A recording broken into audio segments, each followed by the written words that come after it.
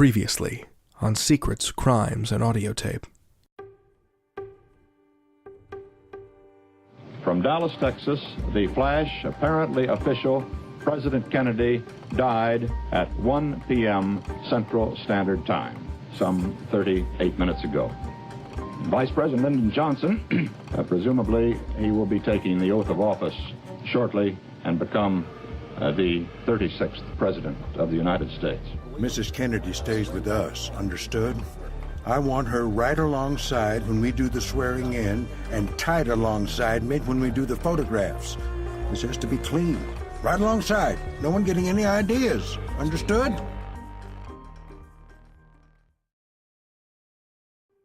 From Wondery, this is Secrets, Crimes, and Audiotape, an audio drama told week after week. I'm your host, David Reinstrom, and all the world wants to know, what's your secret? My secret is only I have the antidote. Jacqueline Kennedy's was that she never trusted Lyndon Johnson. That is, of course, according to our fictionalized story, Air Force One. Now, last week we began this story with the assassination of President Kennedy. I suppose in history there's no such thing as a spoiler, but if you haven't heard part one of our story, starring Stacy Keach as Vice President Lyndon Baines Johnson, I really recommend that you do. It's the episode just behind this one in your podcast feed. That's one of the wonderful things about podcasts. They'll wait for you. Now, before we get started, I do want to issue this disclaimer. What you are about to hear is a work of speculative fiction. Air Force One and the theories it explores are based on federal, classified, and academic research, diaries, and recollections of those who were in Dallas that afternoon and aboard the presidential jet, including Kennedy's widow. It is an area of contested as well as substantiated documentation. Some names have been changed, and some of the conversations have been imagined. Now that you're all caught up, let's get started. Secrets, Crimes, and Audiotape presents Part 2 of Air Force One. Who's that? Who's that? Mrs. Kennedy, Jackie, it's me. Lady Bird? Oh, you okay? Jackie. I was just sitting here. Just sitting. Oh, Jackie. Oh, Jackie, God help us. God help us all. What if I had not been there?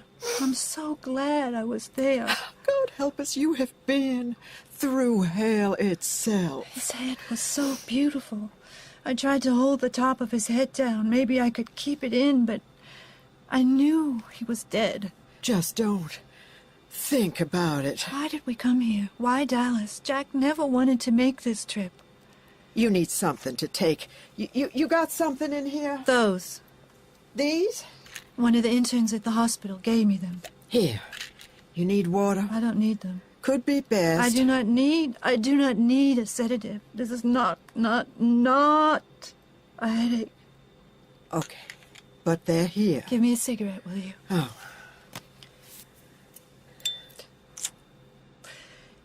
You know, when we got to the hospital, I wouldn't let them take him out of the car. He was dead. I just wanted to sit there with him. I wanted them to leave us alone. I kept telling them that I wasn't going to leave him, Jack. I wasn't going to leave him.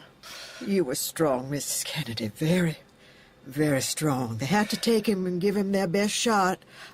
I mean, give him a chance. Why? Tell me that. Why? Well, we can't change things. But we should not have come to Dallas. Jack never wanted to make this trip. I just want to know. You know, don't you? Why did we come here? Why Dallas? Jack did not want to come here. What are you saying? Dallas has been in the schedule for a year. Of course President Kennedy wanted to come. He didn't. You know that. And last night... What about last night? Everything was fine then. No, it wasn't. Someone knew this was going to happen.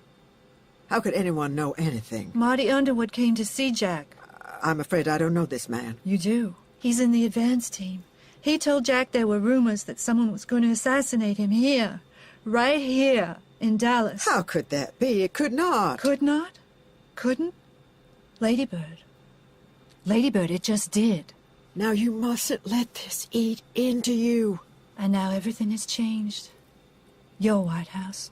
Oh, Mrs. Kennedy. You know we never wanted to be vice president. And now, dear God, it's come to this. You do know that, don't you? Don't you? We never wanted this. This is Air Force 1 to 6000. I say again, we are at the airport at this time. We're waiting for a judge to appear for a swearing in. White House to Air Force 1, can you give me estimated time of departure from Dallas? Over. Roger. It could be within the next 10 minutes. Lyndon, she says Jack did not want to come to Dallas. She say why? No, but she said one of the advance team spoke to President Kennedy last night, Marty Underwood. She says he warned the president that he was in danger. Well, everyone's got a theory. But it did happen, Lyndon. Jack is in some sort of shock. We all are. But she keeps saying it. And she's going to keep on saying it. You think there's still danger here, Lyndon? No, we're safe here. Air Force One. But we don't know, do we? We're supposed to be safe this morning. Now President Kennedy's dead, and now dear Nellie Conley doesn't know if John may go as well. We don't know who did this. You should see Jackie's face. She really thinks there's something more we don't understand. What do you think, Lyndon? I think maybe we need Judge Hughes here pretty damn quick. I think maybe I'll feel a lot easier when we're back in Washington. Mr. President. Come right in, Rufus. We need a decision. Tell me something about Marty Underwood. Marty, he's the advance man in Houston. Bert? Mrs. Kennedy tells me that Marty Underwood went to see President Kennedy last night and told the president there was a rumor that someone was planning to kill him in Dallas. You hear that? The PRS ran a... PRS? Sorry, sir. The Protective Research Section ran a check on what he was saying. And? And it seems it was just a rumor. Why would this Marty come with just a rumor? I guess a rumor is what you hear, and someone like Marty likes to have something to say. Someone like Marty? What is someone like Marty? Marty likes a drink. Oh. Now, the way I understand it, drink won't make a man deaf. Loosens the tongue, Mr. President, especially in Marty's case. So he was ignored. No one is ignored, Mr. President. The PRS checked out 3 rumors in the past couple of days, and they all drew a blank. It seems one of them could have been right. Rufus, we need to tighten. As President Kennedy would say, we need to close all watertight doors. Otherwise, we're all going down. And Mrs. Kennedy? White House, this is Air Force 1. We remain standby. Departure delayed. We await swearing in. Will advise. Over. Roger, Roger, Air Force 1. Marie, we got an update on Judge Hughes. You talked to Chief Justice Warren? Coffee, Mr. President. Black, no sugar. That'll do fine. I spoke to his office. They've located the judge. Car's on its way. Time? They said inside the hour. You can drive from Galveston quicker than that.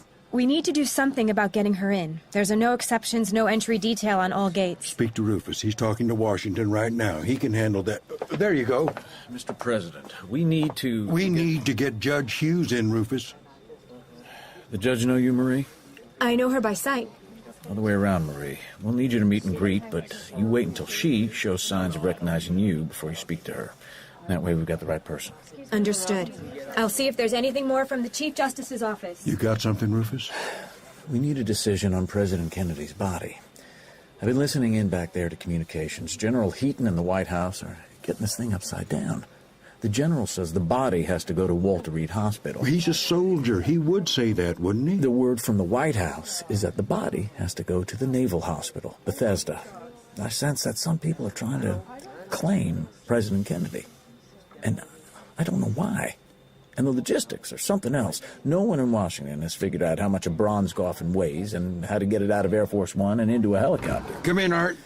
Help us out here. What's the problem with President Kennedy's casket? Apart from the fact that it weighs in at 400 pounds, Mr. President, may I speak frankly, just the 3 of us? Please. Well, we wouldn't want President Kennedy to go missing, would we? Go on. The medical examiner at Parkway Hospital tried to stop Roy Kellerman's detail bringing the casket here. He said that the law in Texas says the autopsy on a homicide victim has to take place in the state. You think they're not done? They could steal a 400-pound bronze casket? What sort of heist would that be? We need to get this bird in the air. These are strange times, Mr. President. As your one-man law firm as of this afternoon, Mr. President, I can tell you that the Texas State Attorney could try slapping a grand larceny charge on the casket the minute it makes Andrews Air Force Base. They would not, but they could. Or even while we're still here. If they could make it through the gate. The judge will. Lyndon, they're trying to call President Kennedy's mother. I gotta take this. Rufus, you get on this, okay? Yes, sir. And Bert, could be Mrs. Kennedy would want to hear this too. You might want to ask her to come through to communications. Air Force One, please stand by. We have Mrs. Rose Kennedy. Stand by, please. Do you have her standing by? Roger, Roger. I'm going to put Mrs. Rose Kennedy on the line now. Okay, White House. We're coming on now. Roger, Roger. Hello. Hello. Just a moment, Miss Hello. Kennedy. Just one moment now, please. Hello? Mrs. Kennedy, are you on? Hello. Stand by now, please. White House, this is Air Force One. Do you read us? Over. I'm reading you loud and clear. I have Mrs. Kennedy standing by. Are you ready with volunteer? Go ahead. Mrs. Kennedy? Yes? Mrs. Yes, Mr. President. I wish to God there was something that I could do. Yes. And I wanted to tell you that we were grieving with you. Well, thank you, Thank you very much, Mr. President. I know you loved Jack, and he loved you. Mrs. Kennedy, we feel like we've just had Yes, all right. We feel fortunate that the nation had your son as long as it did. Yes. Thank you, Lady Bird. Thank you very much. Goodbye. Our love and prayers Goodbye. Goodbye. Goodbye. White House? White House, this is Air Force One. I think that patch is over. Is that a Roger? Over. Air Force One, that is a Roger. Mrs. Kennedy has hung up. I repeat, Mrs. Kennedy has hung up. What was she saying? How could she? You heard her, Congressman. She said my husband loved him. Things said in stress. But why say such a thing? You heard, Congressman. His own mother. Thank you very much, Mr. President. Thank you very much. I know you loved Jack and he loved you. Jack loved him? Jack did what? What was she saying? Doing things properly, knowing plenty of folk were listening. The right thing. That's how Life magazine tells it. Daughters of the Revolution, Boston royalty. You must know what Mrs. Rose meant. You're part of that royalty, Mrs. Kennedy. One brief shining moment. Mrs. Kennedy, you are a Kennedy. You know, at first everyone said I was a liability. A liability. What was I? A snob from Newport who had bouffant hair and had French clothes and conjugated verbs and hated politics? Not true, of course. Not a Kennedy. An intruder. Jack never made me feel I was a liability. Then when we got in the White House, I knew that everything the First Lady does is different, and that meant he could be proud of me then. All the things that I'd always done suddenly became wonderful. I can tell you, Mrs. Kennedy, that the Lyndon Johnson I know had nothing but high regard for President Kennedy. Lyndon Johnson respected your husband, Mrs. Kennedy. High regard? Respected? And now he is... Who would do this, Congressman? And Governor Connolly. Could be Miss Connolly is asking the same question. Ellie Connolly's so very brave. The governor will pull through. The gunman wouldn't know that. You think he tried to kill Governor Connolly as well as my husband? There'll be an investigation. It's less than 2 hours ago. More than one man. That would make it something else, wouldn't it, Congressman? We don't know, Mrs. Kennedy. Maybe we're not going to know. But if President Kennedy was a target, and so was Governor Connolly, then that's different. But Vice President Johnson was not? White House, this is Air Force One. Over. Air Force One, go ahead. Latest we have, Judge Hughes' ETA imminent at Air Force One. We expect airborne for Andrews before the top of the hour. Let me tell you something, Congressman. Let me tell you this. Do you know what my husband really thought of him? A political marriage. Lyndon the Southerner balanced the ticket. Jack said it to me. You know what he said? Maybe now isn't the time. He said, "Oh, God, can you ever imagine what would happen to the country if Lyndon were president?" That's it. That's what he said. And he knew that Lyndon believed Jack wouldn't have him on the ticket next year. You ever say that? He didn't have to. Most people were guessing it. Jack wasn't mean. He accepted him on the ticket for next year, but he didn't want him to run for president in '68 when Jack's term finished. That why Lyndon walked out on President Kennedy this morning? Silly news travels too fast. No. That was all about who should be in which car in the motorcade. So very, very silly. It was nothing to get mad at. Way I hear it, he left like a pistol shot, one direction and ain't coming back, long legs pumping and hitting off at speed. Jack said Lyndon was just having a bad day. But there's more, isn't there? Jack was right about him. That's being vice president, I guess, ma'am. Nothing's certain but uncertainty, as a very wise senator once told me. And all the time, just waiting. Nothing in the eyes. Just waiting. Mr. President, can you sign this? It's the executive order in the absence of the Chief Justice for Federal District Judge Hughes to officiate at the swearing-in. You got a, Oh, here we are, sir. Just there, sir. And? I've typed your statement for the cameras when we get to Andrews. You may want to read it. This is a sad time for every American. All Americans? People? The nation suffers a loss that cannot be weighed. For me, it is a deep personal tragedy. I know the nation and the whole free world share the sorrow that Mrs. Kennedy bears. I will do my best. That's all I can do. I ask God's help and yours. Well, how does that sound, Marie? Mr. President, when you say tragedy for all Americans... Yes? Well, not just Americans. Everyone is going to remember this, know exactly what they were doing when they heard. Everyone in the whole wide world. Give me that pencil. So, the bad time, sad time for the whole world... Just all people, maybe? Okay. And Mrs. Kennedy, Mr. President. We got that in. Maybe something about her family as well. People hearing this will understand it's not just the First Lady. Yep. So help me God, or with God's help. Okay, Marie, read that back to me. This is a sad time for all people. We have suffered a loss that cannot be weighed. For me, it is a deep personal tragedy. I know that the world shares the sorrow that Mrs. Kennedy and her family bear. I will do my best. Mrs. Kelly. Pardon me, ma'am. Pardon me, Mrs. Kennedy, you come in and sit yourself down. I thought Bird was, She's just freshening up, Mr. President. Oh. I'll be getting this typed. Can I get anyone coffee or something? Coffee, Mrs. Kennedy? Anything? No, thank you. I'll be doing this if you need anything, Mr. President. Marie tells me Judge Hughes will be here in about 15 minutes for the swearing in. Is it that urgent? I spoke to Bobby. He said go ahead. He's here? No, I called him in Washington. He agreed. It's something that has to be done, and it's best done soon as we can. 'Twere well it were done quickly. That was exactly my thinking. Bird said you had doubts, but I'm glad you agreed. I seem to forget what comes next. Well, soon as we've had the swearing in, then we can clear Dallas for Washington. Flight time's about 2.5 hours. Oh, yes, something about we're in a net, aren't we? The plotter shows others that everything is possible. If you really want the White House badly enough. The plotter plotted against. Such bloody instructions someone gave. The inventor consumed by his own invention.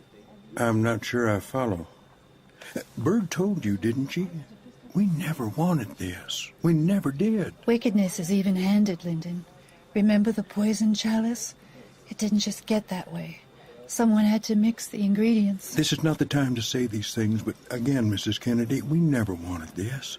And I'm telling you that I will need all the help possible to reach the standards President Kennedy set. Jack was not an angel, but maybe the angels will speak for him. His virtues were in the Oval Office. I promise you I shall carry on what he started. That's a promise. That's my ambition. How soon to have ambition. But I suppose a vice president lives with inevitable ambition. I certainly never imagined A it. bloody, bloody affair. A vaulted ambition.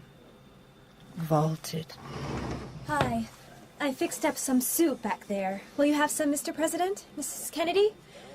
Maybe before the judge gets here? Coffee?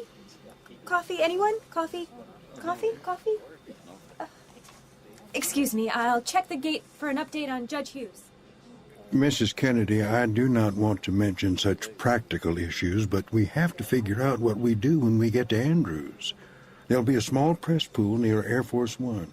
I can protect you from that. The time for protection has slipped by, hasn't it? Bert and I will leave after you have left.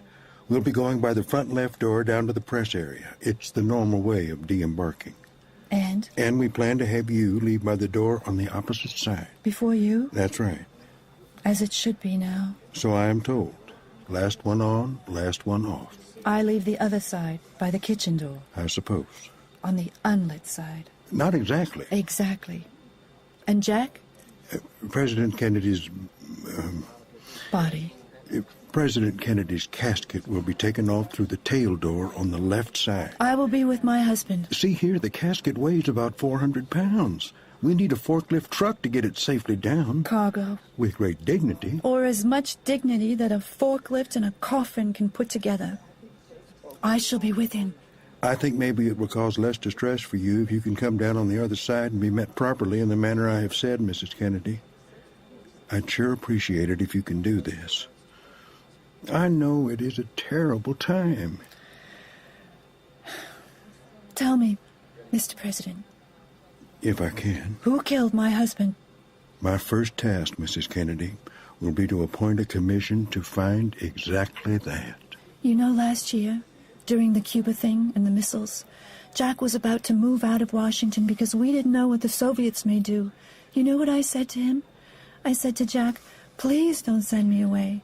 Even if there's no room in the bomb shelter, please. Then I want to be on the lawn. I want to die with you, and the children do too. It seems so important then, but it was what you think and say. You don't stop loving because he's president. Now, this? A true tragedy, Mrs. Kennedy. You do understand why, don't you? Why I shall stay with Jack? Is that so difficult?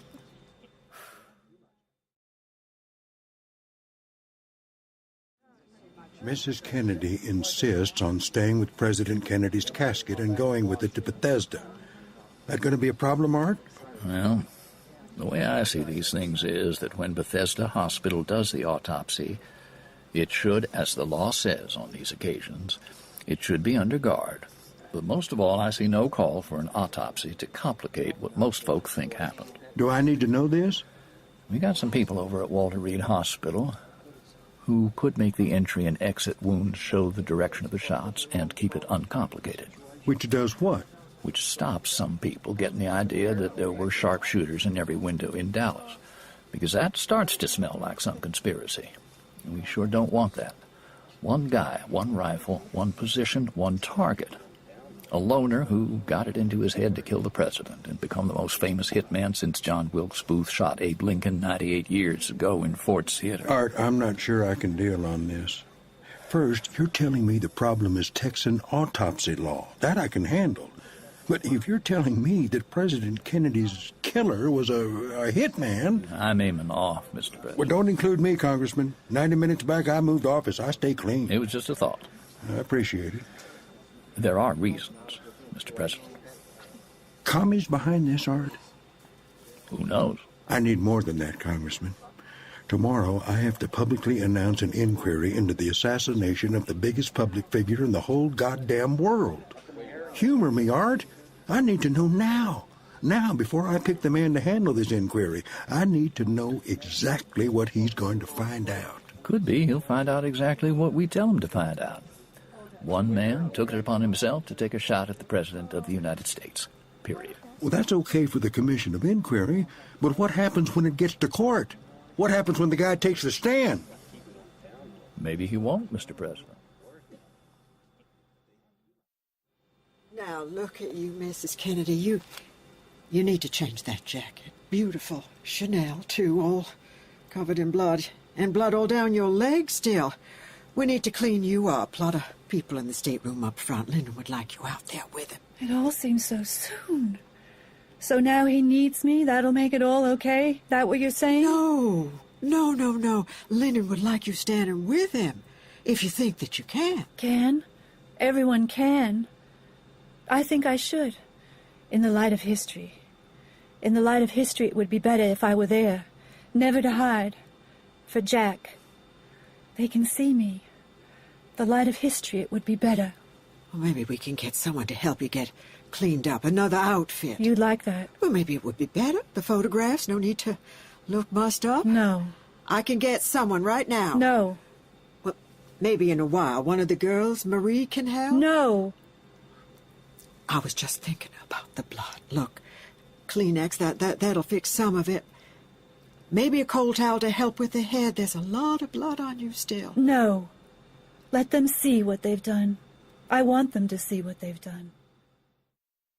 Congressman, the Secret Service has lost a president. If there's some kind of conspiracy here, we're not about to lose another one.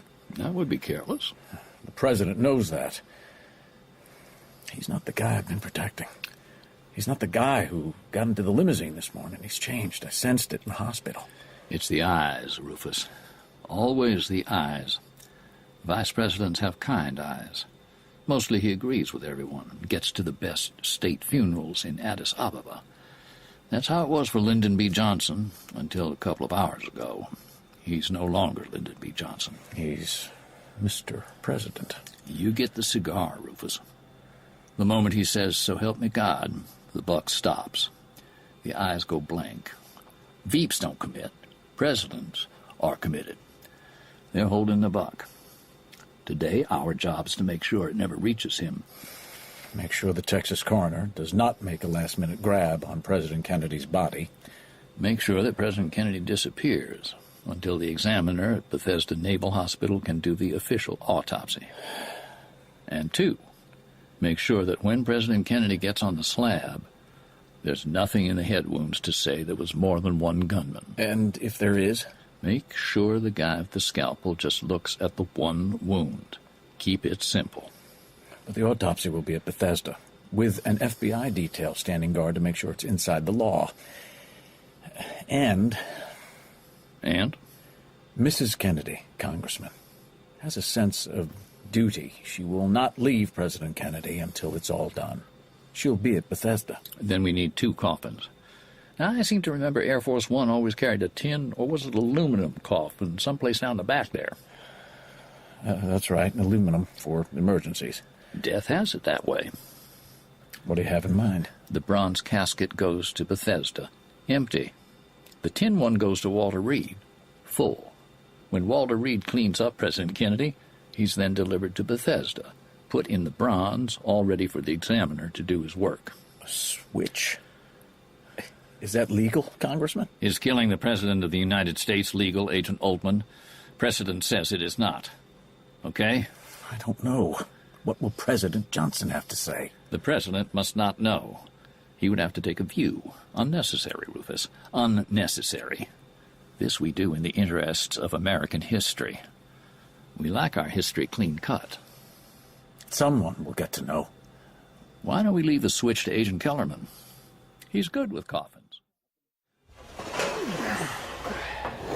You watch the door, Frank. Good. Okay, guys. Let's do it. What? Christ. Here, take the head. Gently. Easy.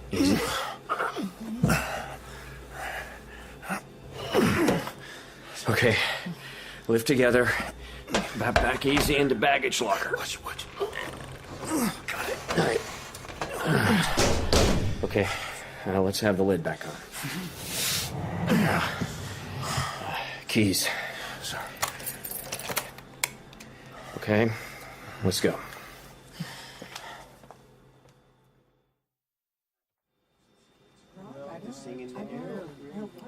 Mr. President, Judge Hughes. Glad you could make it, Sarah. Difficult times, Mr. President. Terrible times. Marie, are we all set? Yes, sir. We need pictures. Must have this recorded. All set up, sir. Cecil will handle that. Bert, can we get Mrs. Kennedy in here? I'll try. She is distraught. We need her in here, Bird. She knows that. Maybe need to take it steady. I should mention there is no constitutional, no legal requirement for Mrs. Kennedy to be here. Mrs. Kennedy wanted to be present, and we will wait for her. Someone want to ask Mrs. Kennedy if she would like to stand with us? She said she wants to be here when I take the oath. Bird, why don't you see what's keeping her? All right. Where do we want to do this? Right here by the table. Cecil can get on that couch and get a good picture. We need everyone around, everyone in the picture. Yes, Mr. President. This has got to get to the networks as soon as we get to Andrews. Where is Mrs. Kennedy? I'm sure, Lady Bird, Mrs. Johnson. I want President Kennedy's people close to me. Sir, yes, sir. Understand? Bird on my right and Mrs. Kennedy on my left. Tight on my left in the picture. You understand that, Cecil? Sir. Right in the picture. This will mean a great deal to Lyndon, Mrs. Kennedy. A great deal to Lyndon. He sure understands, knows how hard this is for you. He says it's best to show uniformity, standing together against whoever did this. Yes, that's just it. Uniformity. Close the ranks. We all stay on the reservation, he says. Typical Lyndon. Doesn't have the way you have. I know, and the way President Kennedy has. But he believes in what's right. And you can be sure he won't rest until he knows the truth of this terrible, terrible thing. You need a Kleenex. Shall we go? We have a Bible. We have to have a Bible for the oath. What, Judge? We need the Bible. Mr. President, you swear the oath on the Bible. Rufus, we got a Bible on board? President Kennedy would have had one somewhere. Nothing around here. What about the table drawer? You look over here. Nothing here, Mr. President. God damn it. We have to have this. I'm afraid so, Mr. President. I cannot swear you in without Okay, it. okay. Someone get a goddamn Bible? Sir. A Bible, for Christ's sake? Sir, maybe in the president's bedroom, by the bed. Could Mrs. Johnson ask Mrs. Kennedy? She would know. Good. Go ask Bird to ask Mrs. Kennedy. Ask me what? We need a Bible for the oath. I got it. I got it. Here it is. Give it here, Rufus. Now, Mrs. Kennedy, if you'll stand right alongside me here on my left, and you, Bird, on my right. That is not a Bible. How's that? Sure looks like a Bible. It's my husband's. It's his missal. So it's kind of a Bible. No, it's his Catholic missal for saying Mass. Is there a Bible on board? Not that I know of. Then this'll have to do. Just as you wish. Who's going to know? It's black, it's leather, and has gold writing. That's a Bible near as damn it. Okay, now, Rufus, that tape machine set up good? Yes, sir, it is. This has to be recorded. For history. For history. For history. Damn it.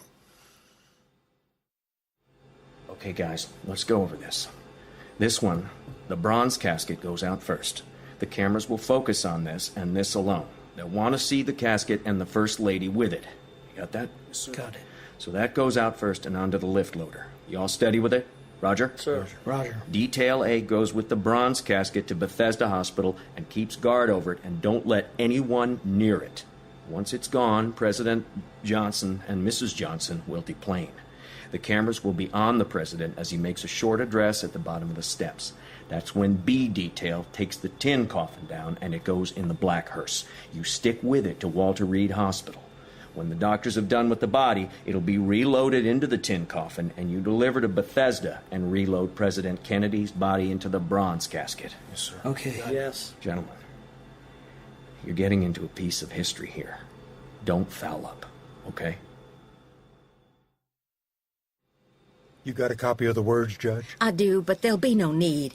You will just repeat after me, just a few words at a time. Give me the copy, Judge. Here, Marie. You read this and listen real close. Make sure we get the words just as they should be. Don't want anyone trying to tell us it's not legal. Sir. Rufus, sir. You start that recording machine as soon as the judge here starts the swearing in, okay? Mr. President. I, Lyndon Baines Johnson. Just a moment, Judge. Mrs. Kennedy, would you like to get in closer here on my left? You need to be in close in the picture, okay? Is that okay? Cecil, you make sure you get good pictures. So, let's do this. I, Lyndon Baines Johnson. I, Lyndon Baines Johnson. I, John Fitzgerald Kennedy. Do solemnly swear. Do solemnly swear. Do solemnly swear that I will faithfully execute. That I will faithfully execute. The office of President of the United States. The office of President of the United States. And will, to the best of my ability. And will, to the best of my ability. Preserve. Protect. And defend the Constitution of the United States. And defend the Constitution of the United States. So help me God. So help me God. So help me God. Now let's get airbound.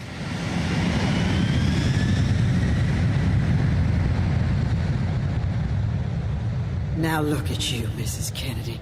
You need to change. That jacket, beautiful, Chanel too, all covered in blood and blood all down your legs still. We need to clean you up. There were red roses in the car. And red blood. That's right. Jack's blood. No. Let them see what they've done. I want them to see what they've done.